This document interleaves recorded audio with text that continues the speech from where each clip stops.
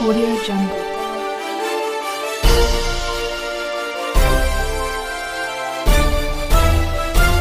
Audio Jungle.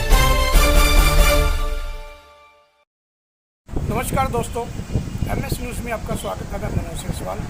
आज हम बात कर रहे हैं नशे की।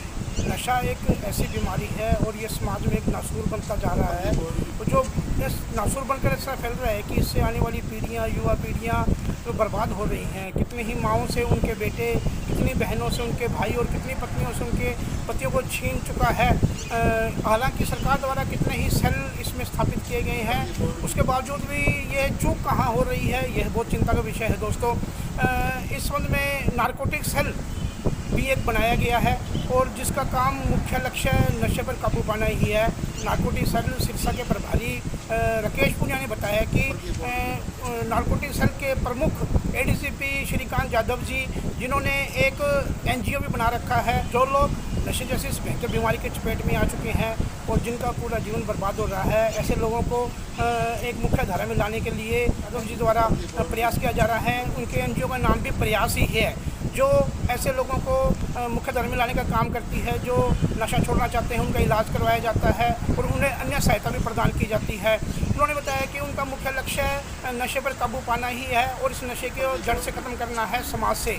आइए हम बात करते हैं ADCP श्रीकांत यादव जी से और उनके विचार सुनते हैं और किस तरह उन्होंने पब्लिक से सहयोग की अपील भी की है। Hello everyone. I need your attention for some time in the next few minutes. I want to tell you something very important. We are facing as a society, as a state, as a country, a very serious and grave problem. The problem of drug addiction and drug smuggling. और ये समस्या साथियों is not confined to cities or districts. हमारे राज्य की बात करें तो ये हमारे कई ज़िलों में पहुंच चुकी है समस्या। ये खतरा कई कॉलेजेस, कई यूनिवर्सिटीज़ के आसपास मंडरा रहा है, कई मोहल्लों में ये चला गया है, कई केमिस्ट की दुकानों के आसपास ये अवेलेबिलिटी हो गई है। और ये समस्या इतनी गंभीर है, इतनी भयानक है कि we need to fight together to end this, to stop this. I have seen families जो तबाह हो गई है। I have seen very closely. Long time back when I was SP Fatehbad in 2000, I have seen this very closely. और अगले 2 minute में बताना चाहूँगा कि पुलिस को वहाँ पर, जो मेरी ये NGO है प्रयास, ये प्रयास नाम के NGO, पुलिस को बनाने की क्यों ज़रूरत पड़ी थी। हम पकड़ रहे थे, नशा पकड़ रहे थे। फतेहाबाद एडजॉइनिंग पंजाब और राजस्थान के है, वहाँ पर पॉपी हस, जिसको भुक्की कहते हैं, उसके स्मगलिंग का बहुत बड़ा एक नेटवर्क था। तो हम उसके पीछे पड़े थे, हम पकड़ रहे थे, हम अफीम पकड़ रहे थे, हम गांजा पकड़ रहे थे, हम भुक्की पकड़ रहे थे, हम हर तरह का नशा पकड़ रहे थे और ये समझ रहे थे कि इस समस्या को हम काबू कर रहे हैं। लेकिन एक दिन मेरी आदत थी डिस्ट्रिक्ट्स में कि मैं जो पकड़े गए क्रिमिनल्स होते थे उनसे बात करता था। एक दिन एक लड़की जो इमोरल ट्रैफिक एक्ट में पकड़ी गई थी, उससे मैं बात कर रहा था और जब मैंने इससे पूछा कि क्यों आपको ये सब करने की ज़रूरत पड़ रही है, and what she told me was very shocking. I couldn't sleep for many nights. She said कि sir, my father is an addict. उनको पॉपी हस्क, जिसको भुक्की कहते हैं, उसकी लत है। और एक दिन जब उनके पास वो भुक्की नहीं थी तो उन्होंने मुझे, जहाँ वो काम करते थे जिस ज़मींदार के पास, वहाँ भुक्की लाने के लिए भेजा। और पहली बार मेरा एक्सप्लॉयटेशन तब हुआ। I was shocked. और तब मुझे यह एहसास हुआ कि केवल नशा पकड़ने से काम नहीं चलेगा।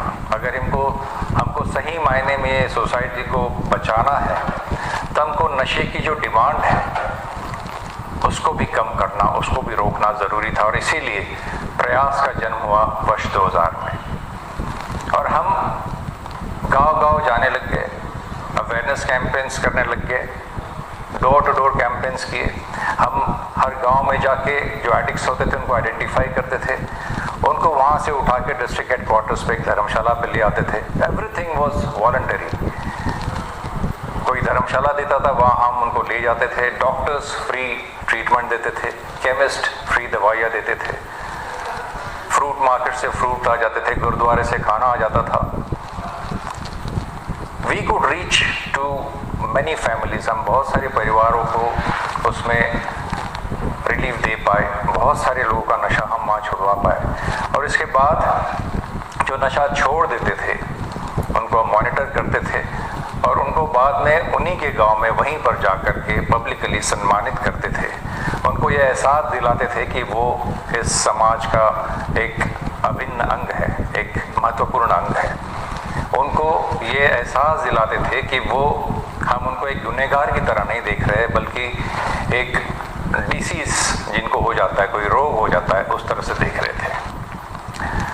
आप सबसे बात करने का मेरा ये उद्देश्य है कि मैं नहीं चाहता, हम नहीं चाहते, हरियाणा नहीं चाहता कि हमारा यूथ जो है वो नशे की तरफ जाए। क्योंकि आपको ये समझना होगा कि जिस उम्र में कुछ कर दिखाना होता है, कुछ कर गुजरना होता है, उस उम्र में अगर हम नशे की तरफ बढ़ते हैं, नशे का साथ देते हैं, अट्रैक्ट हो जाते हैं उस तरफ, तो पूरी लाइफ खराब होती है, ना सिर्फ आपकी बट पूरे परिवार की। और मैं बात नशे की कर रहा हूँ तो केवल ये अल्कोहल या सिगरेट्स की बात नहीं कर रहा हूँ। मैं बात कर रहा हूँ सीरियस नशा जो है, चरस है, अफीम है, गांजा है, हेरोइन है, जिसको यहाँ चिट्टा कहते हैं, उसके डेरिवेटिव्स है हीरोइंस के, मेडिसिन है, टैबलेट्स है जिसमें नार्कोटिक कंटेंट है, सिरप्स है, बहुत सारी चीज़ें ऐसी है जो आज जगह जगह अवेलेबल होती जा रही है और हमारा यूथ उसकी तरफ अट्रैक्ट होता जा रहा है। आपने देखा होगा कुछ दिन पहले ही अखबार में एक तस्वीर थी, एक लड़का जिसने अपने वेन में एक इंजेक्शन लिया था नशे का, वो उस इंजेक्शन को निकाल तक नहीं सका और वहीं पे उसकी मौत हो गई। इस समस्या से लड़ने के लिए मुझे आपकी ज़रूरत है, हमको मिल के इसका सामना करना है, तभी हमारा समाज सुरक्षित रहेगा। हरियाणा सरकार ने नारकोटिक्स कंट्रोल ब्यूरो बनाया है। मैं आपसे बात करने का मेरा ये उद्देश्य है कि आप नारकोटिक्स कंट्रोल ब्यूरो और प्रयास संस्था की आंखें बने, उनके कान बने। जरा सोचिए, अगर इतने सारी आंखें समाज में ये देख रही होगी, अगर आप कुछ देखते हैं, जस्ट ऑब्जर्व इट, देखो क्या हो रहा है। And if you see something then say something, चुप मत रहिए, बेझिझक बोलिए। हमने एक टोल फ्री नंबर जारी किया जो स्क्रीन पे आपको दिखाया जा रहा है। इस नंबर पे आप खुल के बताइए, आगे आइए। आपको कुछ एबनॉर्मलिटी दिखती है अपने साथियों में या कहीं मोहल्ले में, आपके घर के आसपास, कॉलेज के आसपास, यूनिवर्सिटीज़ के आसपास, जहाँ भी आप रहते हैं, आपको कुछ नज़र आता है, don't hesitate, don't wait, just dial the number, उस पर कॉल करें या मैसेज करें और हमें बताइए। इसके अलावा जो लोग नशा छोड़ना चाहते हैं उनके परिवारों से भी मेरी अपील है, if you find somebody who is an addict और जो छोड़ना चाहते हैं, तब भी आप इस नंबर पे हमें सूचित करें। हम आपका आइडेंटिटी जो है आपकी सुरक्षित रखेंगे और पूरी मदद हर इंफॉर्मेशन पे हम करेंगे।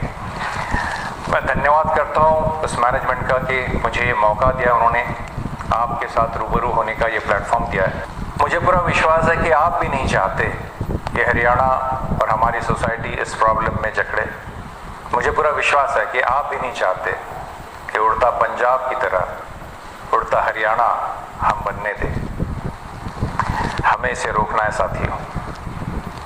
और मैं अंत में इतना ही कहूँगा, चाहे आप नशा छोड़ना चाहते हो या कोई इन्फॉर्मेशन देना चाहते हो, उन सब के लिए बस एक ही लाइन कहना चाहूँगा कि तू निश्चय तो कर, कदम तो उठा, निकल आएगा कोई रास्ता।